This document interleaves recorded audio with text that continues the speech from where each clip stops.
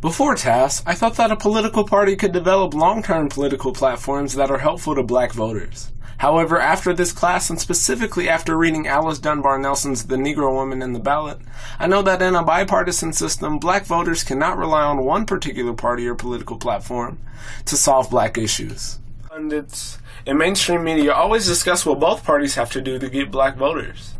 With the 2016 presidential election coming up, candidates are pushing to get black votes. Nelson, almost a century ago, lays out a voting strategy for black voters. Nelson argues that we have to vote for black issues first. Although black women had only been able to vote for 6 years at the time of this speech, Nelson critiques their priorities.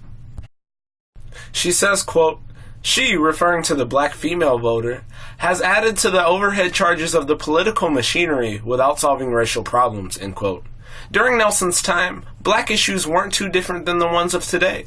Today's Black Lives Matter protest is the equivalent and descendant of the anti-lynching movement of Nelson's time.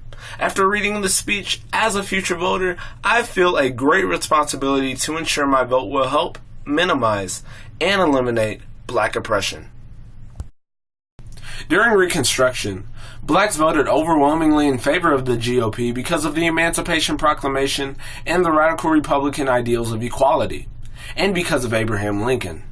In fact, the first black senator was a Republican from Mississippi, Hiram Revels. Despite those advances, Dunbar Nelson encourages the new voters she was speaking to in her audience to look beyond, quote, Massa Lincoln's party, unquote. Today, however, the question is whether black voters since 1968 and the passing of the Voting Act by President Johnson have all but guaranteed Democrats black votes. Think about it. Will whoever wins the Democratic nomination in 2016 have any issue winning over black voters? The answer is no, and this uncritical loyalty is an issue. Alice Dunbar Nelson warns the black community about blind party loyalty in her speech. As a GOP supporter, Nelson has encouraged me to question Republican principles the same way I would Democratic principles. Black voters have been overly dependent on Democratic Party platforms. The last time a Democrat got less than 85% of the popular vote was back in 1976, when Jimmy Carter won over Gerald Ford. This begs the question, have things gotten significantly better since 1976?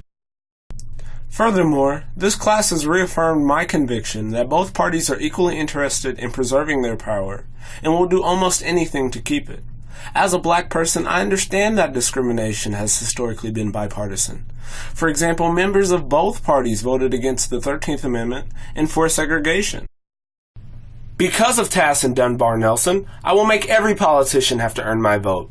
Just because a candidate is a member of a specific party doesn't mean they're pro-black or interested in black people. Ending oppression should be the ultimate goal at the ballot box.